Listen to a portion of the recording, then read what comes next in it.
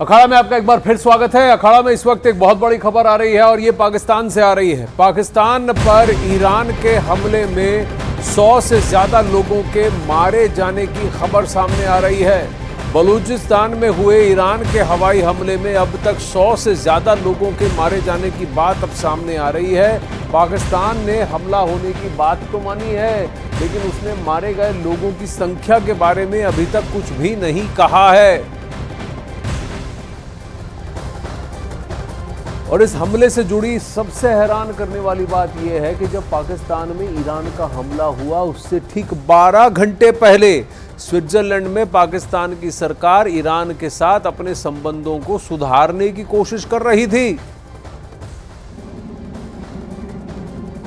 Switzerland के Davos में पाकिस्तान के कार्यवाहक प्रधानमंत्री ईरान के विदेश मंत्री से मिले और इस मुलाकात के ठीक 12 घंटे बाद पाकिस्तान पर ईरान का बहुत बड़ा प्रहार हो गया है। ईरान ने आतंकियों के ठिकानों को धुआं कर दिया है। रॉकेट और ड्रोन के जरिए ईरान ने आतंकी ठिकानों को नेस्तो नाबूद कर दिया है। ये अब ईरान का दावा है। चलिए जल्दी से आपको दिखा देते हैं कि पाकिस्तान में ईरान की स्ट्राइक में कितनी तबाही हुई। ईरान की स्ट्राइक में अब तक 100 से ज्यादा लोगों के मारे जाने की खबर सामने आ रही है। ईरान का दावा है कि ये सारे हमले आतंकियों के ठिकानों पर हुए हैं। सबसे चौंकाने वाली बात यह है कि ईरान का ये हमला पाकिस्तान की सीमा के अंदर 122 किलोमीटर अंदर ये अटैक हुआ है। घुसकर मारा है पाकिस्तान के ईरान ने।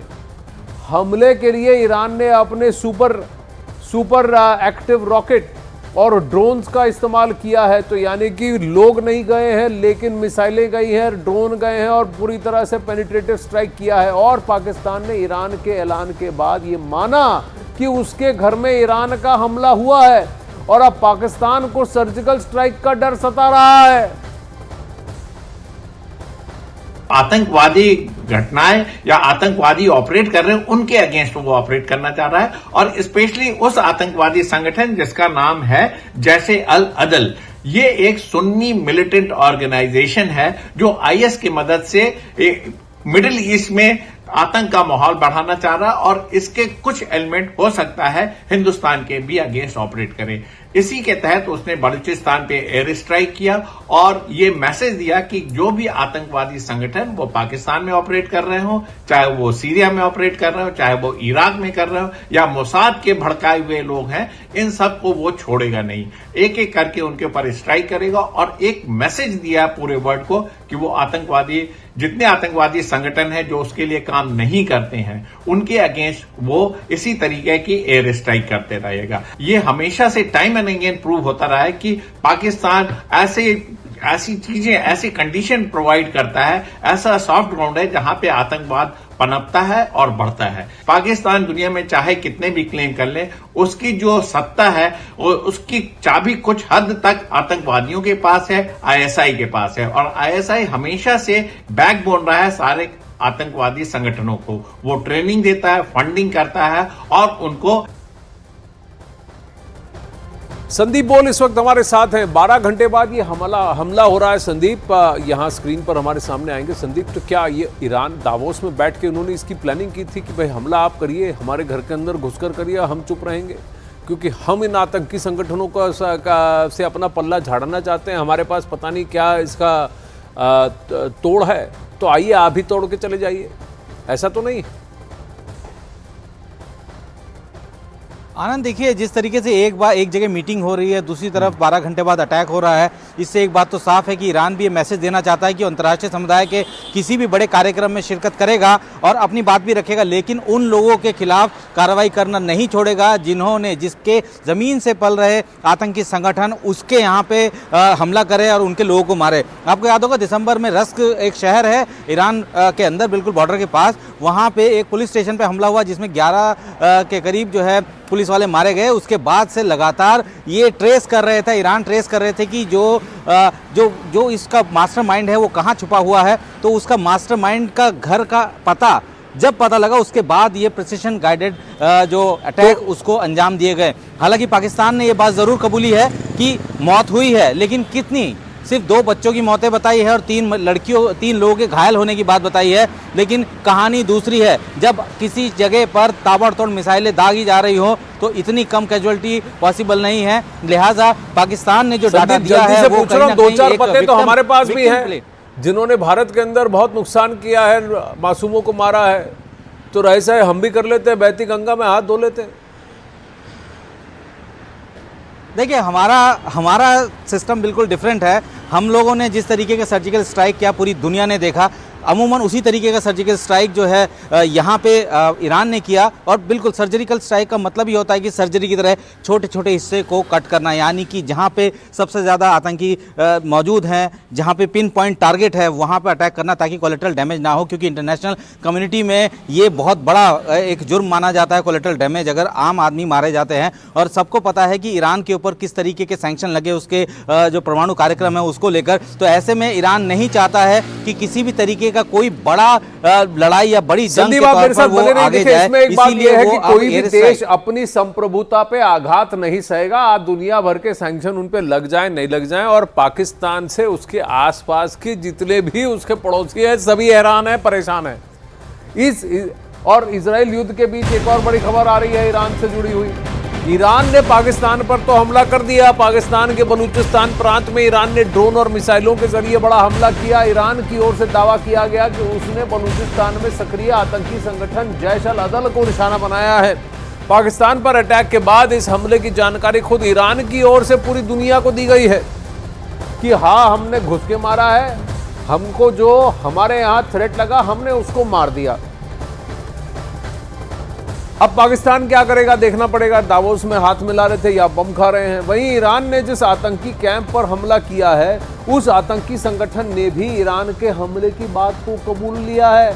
आतंकी संगठन जैश अल अदल का कहना है कि रेवोल्यूशनरी गार्ड ने जैश अल अदल संगठन के कई मुजाहिदीनों के घर पर आत्मघाती ड्रोन और रॉकेट से हमले किए हैं। आत्मघाती ड्रोन और रॉकेट का इस्तेमाल किया है। ईरान ने बलूचिस्तान के सीमावर्ती पहाड़ों पर यह हमला बोला है, यह भी मान लिया। इस हमले में कम से कम 6 आतंकवादी ड्रोन और कई रॉकेटों ने उन घरों पर हमला भी कर दिया है। अब वहीं जहां आतंकवादी संगठन के मुजाहिदीन के बच्चे और पत्नियां रह रही थी, तो ये इनका कहना है कि मासूमों पर शिकार किया है और वहां पर परिवार के कई लोग मारे गए हैं और घायल हुए हैं।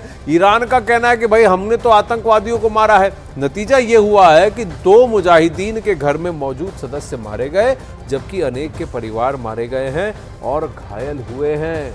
तो ईरान जैश अल अदल पर कहे तो देखिए यही रिस्पॉन्स आ रहा है। वहीं इजराइल ने जो हमास पे किया तभी ऐसी ही बातें कही जा रही थी, और पाकिस्तान को उसकी भाषा में पूरी दुनिया सबक सिखाती आई है, चाहे वो भारत हो, अमेरिका हो या फिर अब ईरान।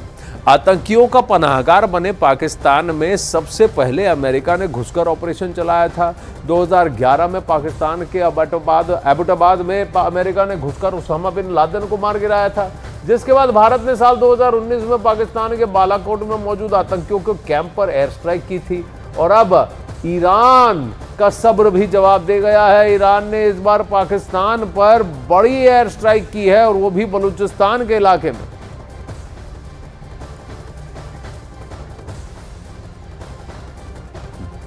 तो देखिए ईरान का भी के सब्र का भी बांध टूट गया है, और वो भी इसी इलाके में, बलूचिस्तान के इलाके में, जहां पहले से भी ईरान जो है सक्रिय रह चुका है। तो इस पर भी उसने हमला किया। चलिए 3 तस्वीरों को आपको दिखाते हैं। इजराइल युद्ध के बीच ईरान बेहद एक्टिव हो गया है। एक दिन पहले ईरान ने ऐलान किया था कि उसके इराक में मौजूद इजराइल की खुफिया एजेंसी मोसाद के हेडक्वार्टर्स पर हमले को अंजाम दिया।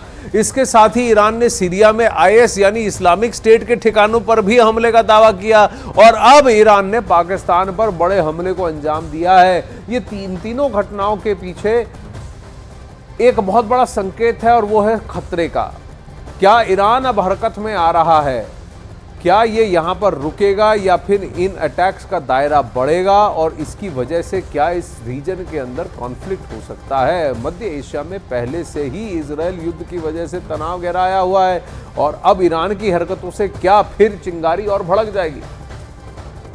संदीप बोल इस वक्त हमारे साथ हैं। संदीप, अब ईरान थोड़ा सा सक्रिय हो गया है और अगर आप देखें तो उसने अपने एस्पेक्ट्स जो देखिए सुन्नी इलाकों पर और सुन्नी इससे जुड़े हुए तबके से जुड़े हुए संगठनों पर भी उसने किया, जैसे अलबदल हो गया या फिर इस्लामिक स्टेट हो गया, और वहीं वो हमास के ठिकानों, हमास का हितैषी बना हुआ है और फिर इजराइल के ठिकानों और मोसाद के ठिकानों पर हमला कर रहा है।